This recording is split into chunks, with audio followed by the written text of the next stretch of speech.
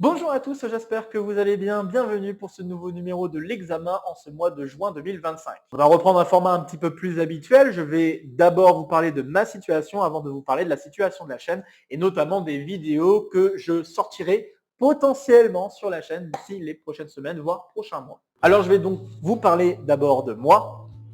J'ai déjà fait une très longue vidéo sur le sujet lors du dernier numéro de l'examen, au mois de mai 2025, où j'ai pu vous remettre un peu les choses en place et vous mettre à jour sur ce qui se passait pour moi depuis janvier 2025, avec le début de mon postdoc à Leeds au Royaume-Uni, là où je me trouve en ce moment d'ailleurs. Je vais essentiellement me concentrer sur ce qu'il se passe depuis le mois de mai jusqu'à maintenant. Et donc je suis toujours au milieu d'écriture de plusieurs articles, et pour être précis, je suis au milieu de l'écriture de 4 articles. Ça fait vraiment beaucoup de boulot, c'est assez difficile à tenir, mais je tiens bon la barre, je peux vous l'assurer. Et contraintes supplémentaires, 3 d'entre eux se font avec des doctorants. On va donner des prénoms pour que ce soit plus simple, Michael et Sunny. Alors vous remarquerez que j'ai donné 2 prénoms pour 3 articles, c'est normal. Il y a 2 des 3 articles qui se font avec le même doctorant, Michael. Et ces 2 doctorants donc ont pour but de soutenir leur thèse d'ici la fin de l'année. Ce qui veut dire que si on veut que les délais soient corrects, il faut faire en sorte, parce qu'ils souhaitent, il le dit, mais ils souhaitent inclure ces travaux dans leur thèse. Donc pour que les délais soient respectés et fassent en sorte qu'ils puissent inclure ces articles-là dans leur thèse, il faut faire en sorte que ces articles soient terminés d'ici début juillet, mi-juillet, quoi. Ce qui donne un timing très serré. D'ailleurs, en ce moment, voilà, c'est un peu compliqué. Mais je vous rassure, on a déjà bien avancé sur les différents projets. Je dois dire que je suis assez content de l'état actuel des articles et à mon avis, on devrait pouvoir tenir les délais. À condition qu'il n'y ait pas d'autres mathématiques à faire intervenir dans ces différents projets, mais je pense qu'on est plutôt pas mal. Et je peux vous dire que ce sera un assez bon soulagement une fois que ces articles seront terminés et déposés sur Archive. Alors l'article avec Sunny, ce sont des travaux qui ont démarré il y a 1 an de cela. Pendant une conférence, on s'est posé à une terrasse un soir, on a discuté autour d'une bière et hop, il y a eu quelque chose qui matchait. Et juste en parlant de ce qu'on faisait dans nos thèses respectives, eh bien, il y avait quelque chose qui en ressortait et on a écrit ça sur papier pendant 1 an. Oui, c'est un long processus, l'écriture d'articles. Et avec Michael, ça sera encore plus un soulagement parce que ce sont des travaux qui datent depuis très longtemps. Et quand je dis très longtemps, ce sont des travaux dont on a commencé à discuter déjà alors que j'étais en thèse, au milieu de ma thèse, donc je pense que ça fait au moins 4 ans qu'on travaille là-dessus ensemble. Sachant qu'à la base, c'était une question qui avait été posée par son encadrant, Yann Palu, une personne que j'ai déjà mentionnée à plusieurs reprises sur la chaîne. Et cette question était loin d'être facile à répondre. Et elle est toujours un peu loin d'être facile à répondre. Ça y est, petit à petit, on arrive à déjà des premiers résultats intéressants.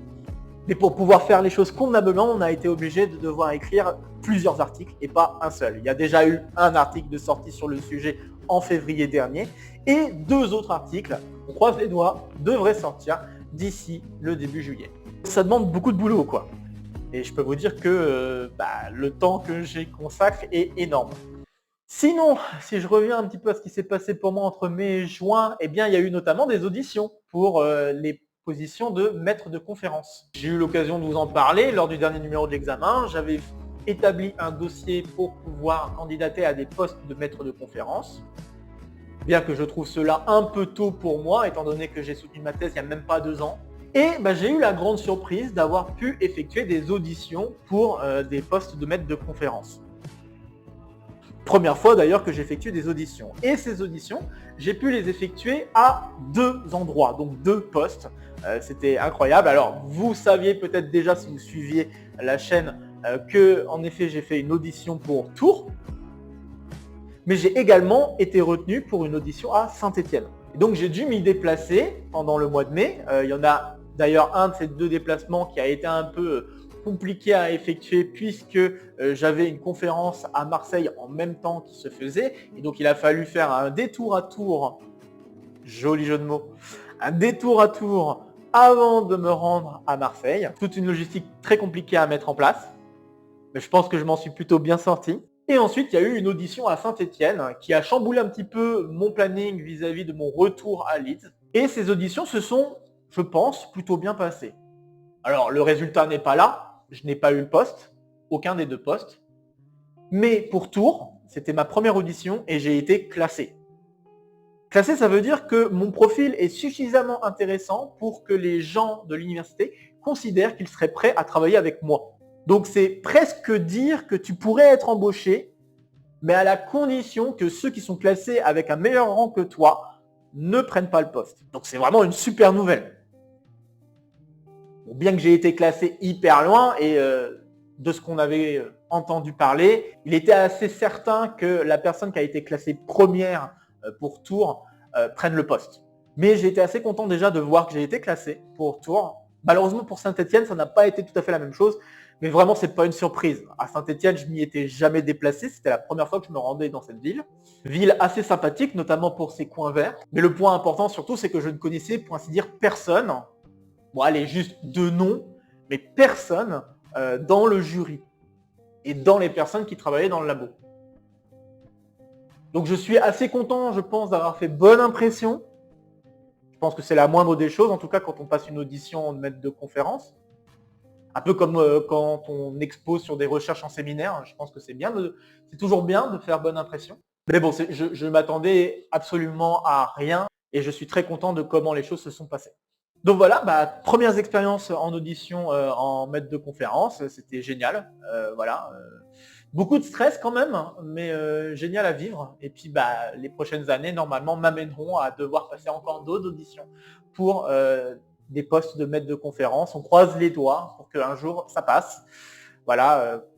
Comme je l'ai déjà dit, ce processus est assez long. Généralement, on pourrait choper un poste à partir de 5 ans après avoir soutenu sa thèse, ce qui en soi est déjà très long. Mais globalement, c'est une moyenne, donc c'est pas impossible de choper un poste un peu avant ou un peu après. Alors, transition, donc oui, avant les vacances d'été, j'ai une participation à une conférence à effectuer, une conférence qui se tient d'ailleurs ici, à Leeds.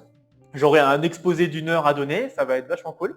Après ce, je pense que ce sera plus ou moins des vacances. Je dis bien plus ou moins parce que mon cerveau a toujours du mal à se mettre complètement off quand il s'agit de faire des maths. Je vous l'ai déjà dit, quand on a un travail qui fait rudement travailler le cerveau, généralement c'est difficile de tourner le bouton off, même en vacances. Normalement, après la fin de l'écriture de ces 3 articles et le dépôt sur archive officiel de ces articles, je pense que oui, j'aurai des vacances bien méritées.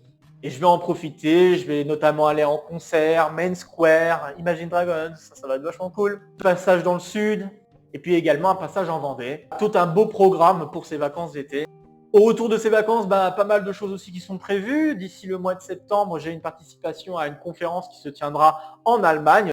Le fameux séminaire lotharingien de combinatoire. Ça va être la 4e fois que j'y participe, d'affilée. Et j'avoue que cette conférence me plaît énormément pour son côté un peu intime, où on se retrouve juste avec une trentaine, quarantaine de professeurs et d'étudiants, et qu'on a la capacité pendant 3-4 jours de discuter avec chacun d'entre eux. Et voilà, vraiment c'est très très cool, ce côté un peu intimiste, vraiment ça me plaît bien ce genre de conférence. Et puis un déplacement à Montréal, c'est officiel, entre la mi-octobre et mi-novembre. Je vous reparlerai de ça bien sûr dans de prochaines vidéos, mais histoire de poser les bails maintenant, je les pose maintenant. Bref, c'est tout pour ce qu'il en est de ma situation. On va pouvoir parler de la situation de la chaîne. Alors, depuis le dernier numéro de l'examen, il n'y a pas eu beaucoup de vidéos qui sont sorties. Essentiellement 3 vidéos qui sont sorties, 2 vidéos de petit exo de colle et une vidéo de coin recherche. Mais voilà, j'ai pas eu malheureusement la chance de vous proposer plus de choses puisque j'ai été de plus en plus pris par la recherche. Ce côté volcanique, je le subis un peu vis-à-vis du temps que j'aimerais consacrer à la chaîne. Cela ne m'empêche pas d'espérer un petit allègement d'emploi du temps d'ici les prochaines semaines, même déjà un petit peu en ce moment. Et j'ai déjà prévu des vidéos qui devront sortir d'ici les prochaines semaines. On croise les doigts, bien évidemment, parce que rien n'est certain, on ne sait jamais. Si j'arrive pas à trouver le temps nécessaire pour les enregistrements des vidéos, va falloir que je les reporte. Un peu comme je l'ai fait pour ce numéro de l'examen et une autre vidéo qui devrait sortir d'ici la semaine prochaine. Bref, je vais d'abord vous parler du contenu principal de la chaîne, les exos de colle. Alors concernant les exercices, je vais vous parler un petit peu de ce que je vais sortir d'ici la mi-juillet, vers même fin juillet. Car c'est à peu près à ce moment-là que je vais décider de vraiment faire une pause YouTube pause qui collera avec une pause vacances d'été. D'ici le mois de juillet, qu'est-ce que j'ai prévu? Alors en termes d'exercice, j'ai le petit exo-call numéro 129. On va parler du fait que les corps finis ne sont pas algébriquement clos. C'est un petit exercice qui paye pas de mine, qui sera assez rapide dans sa résolution. Donc faut pas s'attendre à une vidéo très très longue, hein, peut-être une dizaine de minutes tout au plus. Qui vaut un peu le coup juste pour se reposer la question de ce qu'est un corps algébriquement clos et de voir assez rapidement qu'un corps fini ne peut pas être algébriquement clos. Donc ça va être tout l'enjeu de cette résolution que je vais vous proposer d'ici le 21 juin. Pour le 24 juin, je vous propose un nouveau numéro de l'exo-call, numéro 127, où on va continuer l'exercice autour des drapeaux. On avait démarré un premier résultat en exo-call numéro 126 et on va avancer et démontrer un résultat encore un peu plus fort en numéro 127. On a pour but de faire un lien entre deux drapeaux complets et le fait qu'on puisse les lier grâce à une base qui sera adaptée pour les deux drapeaux à une permutation près. Donc voilà, ça sera l'enjeu de l'exo-call numéro 127. Pour le 1er juillet, j'ai pour l'intention de vous proposer un nouveau numéro de l'exo-call, numéro 128, où là on démontrera un résultat assez intriguant si on considère une série de nombres complexes qui convergent absolument.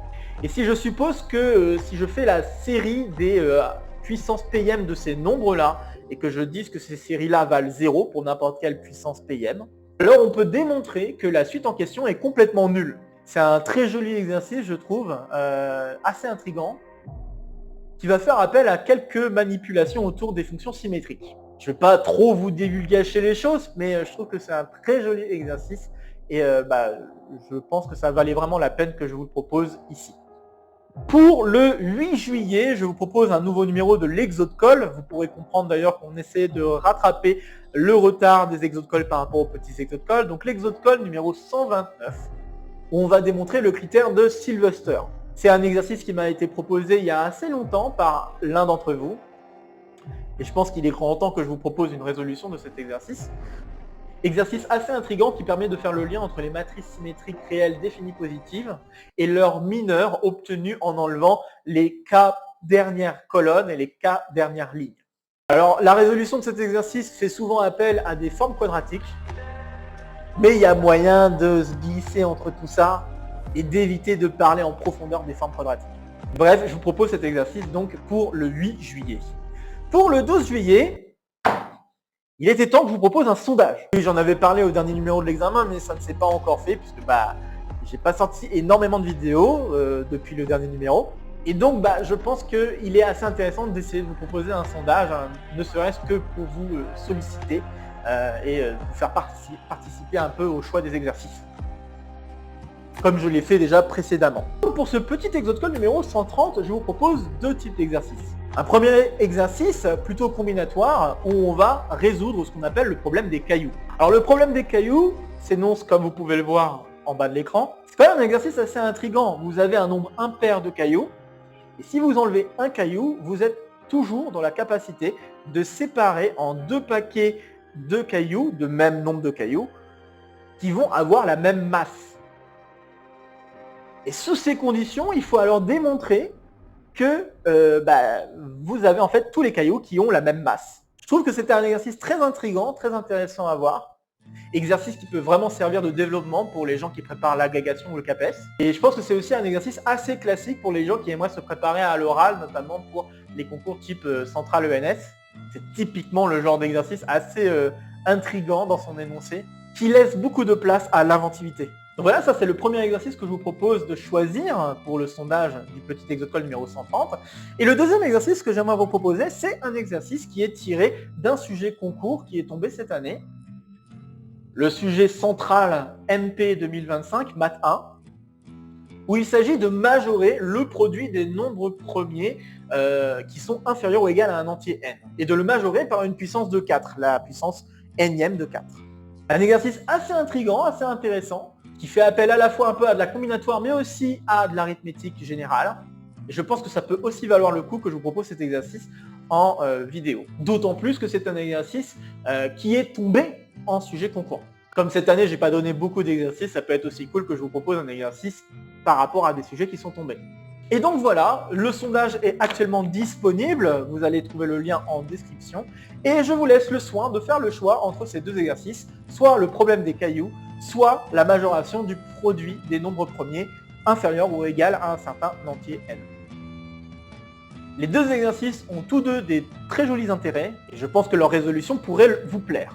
Davantage bien sûr si vous n'avez jamais vu ces exercices auparavant. Je vous laisse le soin de faire le choix de l'exercice que vous voulez voir en petit exocole numéro 130. Vous avez jusqu'au 1er juillet pour faire votre choix sur le petit exocole numéro 130. Et celui qui récoltera le plus de votes sera l'exercice qui sortira en tant que petit exocole numéro 130. Une nouvelle fois, c'est pas parce que vous allez délaisser un des deux exercices que forcément il ne sortira jamais. Il est très fort probable, et c'est déjà arrivé pour les précédents sondages, que l'exercice que vous allez laisser de côté, ça sera un exercice qui pourra sortir dans un petit exocole ou un exocole futur. Bref, donc ça c'est pour le 12 juillet. Pour le 15 juillet, je vous propose le numéro 130 de l'exocole. Et pour ce numéro, on va attaquer un exercice de géométrie. Géométrie, mais aussi fonction à plusieurs variables. On va chercher à démontrer qu'il existe un unique point qui permet de minimiser la somme des distances entre trois points qui sont non alignés. Ça s'appelle le point de Tonelli-Fermat.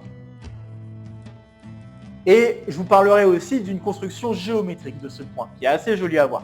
J'ai déjà montré l'existence d'un tel point et démontré une relation que doit satisfaire, une relation vectorielle que doit satisfaire ce point.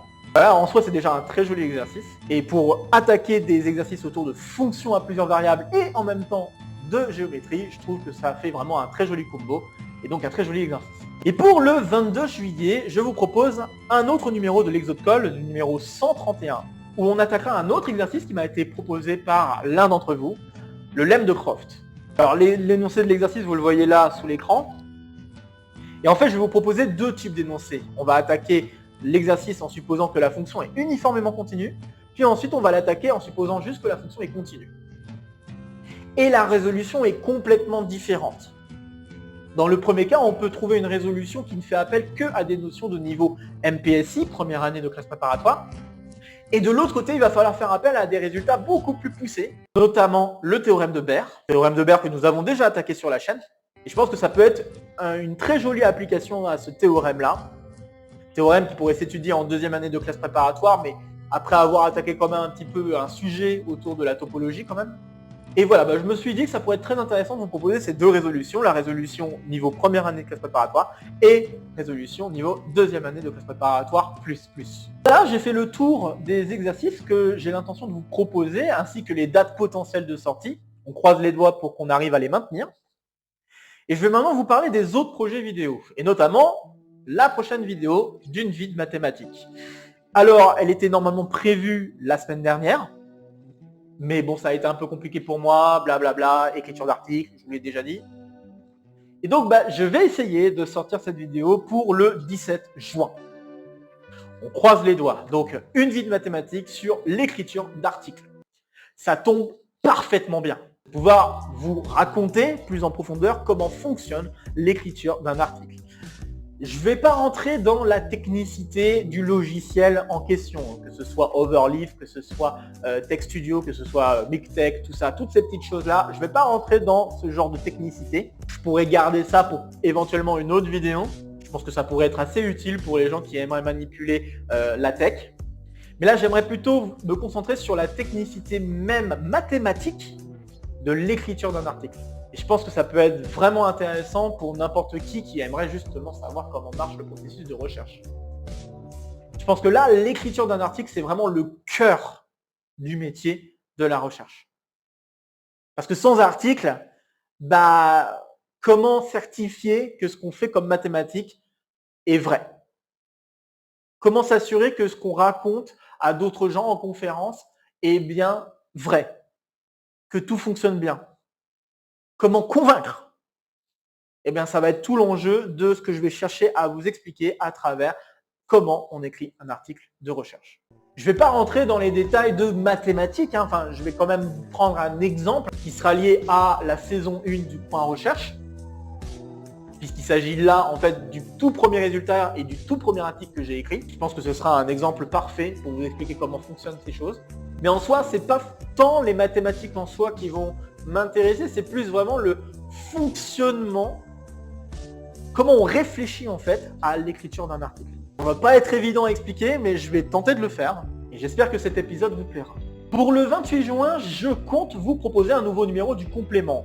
Pareil, ça fait longtemps que j'avais dit que j'avais envie de sortir un nouveau numéro du complément et notamment sur la suite de Putnam. Un exercice que nous avons attaqué il y a assez longtemps de ça. Je crois que c'était le petit exo de colle numéro 100, si je ne m'abuse. Et j'étais assez content de voir d'autres gens qui proposent d'autres solutions. Et en discutant avec un chercheur à Amiens, eh bien, j'ai appris une méthodologie qui permet de résoudre le cas général, la question que j'avais posée à la fin de ce petit exo de colle. Et la résolution d'ailleurs que je vous proposerai fera écho aux résolutions qu'on m'a proposées en utilisant notamment des arbres. Donc je pense que ça peut être vachement intéressant de vous parler de ça et donc j'ai prévu de vous proposer une vidéo là-dessus pour le 28 juin. Pour le 19 juillet, eh bien, rebelote, un nouveau numéro du complément. On va vraiment avancer sur ce format de vidéo-là parce que je pense que c'est vraiment intéressant de revenir sur certains exercices qui ont déjà été traités. Et pour ce complément-là, eh bien, on va reprendre au propre une vidéo que j'avais déjà faite sur le petit exo de colle numéro 46. Il y a une vidéo actuellement accessible sur la chaîne qui s'appelait Retour sur le petit exo de colle numéro 46 et qui reprenait des résolutions qui m'avaient été partagées par certains d'entre vous, résolutions qui fonctionnaient très bien et qui donnaient une résolution constructive à cet exercice. Moi, je vous avais proposé une résolution qui faisait appel un peu à de la topologie et 2-3 choses qui étaient loin d'être constructives. Et là, on m'avait proposé une résolution qui était plutôt constructive, qui vous donne explicitement une suite qui fonctionne. Et donc, on va revenir sur cet exercice et on va reprendre un peu au propre cette vidéo retour pour en faire vraiment une vidéo complément, car en fait, c'est une vidéo complément. Ça sera l'occasion de revenir à cet exercice qui m'avait beaucoup plu à l'époque, notamment quand j'avais pu trouver une résolution par moi-même. Donc, je suis assez content aussi de pouvoir confronter ma résolution avec d'autres résolutions qui existent. Pour le 26 juillet, j'hésite encore sur ce que je vais proposer. J'hésite entre proposer un nouveau numéro d'une vie de mathématiques. Alors ce nouveau numéro portera sur YouTube. Et donc sur la constitution de cette chaîne. Comment m'est venue l'idée? Depuis quand est-ce que j'ai l'idée de vouloir proposer cette chaîne? Toutes les idées qui me sont passées à travers pour peut-être alimenter cette chaîne. Le déclic qui a fait que j'ai démarré la constitution de cette chaîne, etc. etc. Donc ça serait pour le numéro 37 d'une vie de mathématiques. Mais j'hésite aussi avec un truc en plus. Parce que le concept d'un truc en plus, qui a démarré en octobre, ne compte qu'un seul véritable épisode. Donc ça serait bien d'avancer un petit peu là-dessus. Et j'aimerais aussi m'amuser à jouer un petit peu sur ce format, un nouveau format. Essayer de donner un peu plus de dynamisme, et puis peut-être quelques surprises. Donc j'hésite encore sur ce que je vais vous proposer pour le 26 juillet. On verra bien d'ici là si je suis davantage inspiré pour l'un des deux concepts. Mais voilà, le 26 juillet, j'espère proposer encore une vidéo qui sort un petit peu des sentiers battus d'exo de colle et petits exo de colle. Voilà, je me permets de rappeler que tout ça c'est dans l'hypothétique. Rien n'est encore très sûr sur ce que je vais pouvoir vous proposer comme vidéo sur la chaîne d'ici les prochains mois. Je vous ai quand même donné des dates butoirs pour vous donner globalement une idée des sorties de vidéos. On croise les doigts pour que je puisse maintenir ces deadlines. Ça me fait un peu marrer parce que ça me fait penser aux deadlines des articles en question que je vous ai mentionné plus tôt. Puis je pense que ça me remotivera davantage à ressortir des vidéos sur la chaîne. Parce que mine de rien, c'est pas facile de reprendre des sorties vidéo quand on fait plusieurs grosses pauses comme je l'ai fait moi. Des grosses pauses qui sont totalement justifiées par rapport à mon travail. Ah oui, comme je l'ai déjà dit, fameux slogan, la recherche n'attend pas. Et donc c'est aussi important pour moi vis-à-vis d'obtenir un poste permanent en France, de me concentrer davantage sur l'écriture d'articles de recherche plus que sur d'autres choses, et notamment malheureusement la chaîne YouTube. Mais bon, je pense que je vais pouvoir enfin retrouver un peu de temps pour mettre en place les choses que j'aimerais mettre en place sur cette chaîne. Surtout que j'ai commencé à repérer un peu les salles dans lesquelles je peux faire des enregistrements et donc vous proposer des vidéos. Et je compte bien donc les utiliser pour vous proposer donc du contenu sur la chaîne.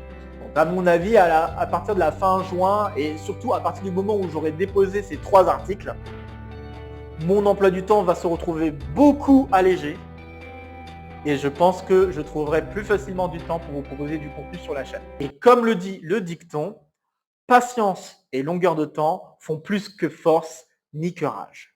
C'est tout pour aujourd'hui, pas de FAQ. Pas de regard non plus sur d'autres chaînes, hein. J'ai pas vraiment eu le temps de préparer tout ça en amont. J'avoue que voilà, j'ai préparé cette vidéo là peu de temps avant de faire l'enregistrement et je n'avais pas le recul suffisant pour pouvoir vous demander des questions que vous voudrez me poser. Mais bon, on peut rattraper ça si vous avez des questions à me poser, que vous voudriez voir peut-être une vidéo spéciale FAQ dans laquelle je pourrais répondre à plusieurs de vos questions. N'hésitez pas à les mettre en commentaire. Tout comme des suggestions d'exercices, blablabla, hein. Peut-être pas me répéter. Donc comme d'habitude, ici ça sera pour me soutenir, ici ça sera pour vous abonner, n'oubliez pas d'activer la clochette. De nouvelles vidéos vont se proposer à vous pour continuer à faire le tour de la chaîne. Et sur ce, je vous retrouve très vite pour de prochaines aventures mathématiques. Portez-vous bien et à très bientôt. Salut à tous!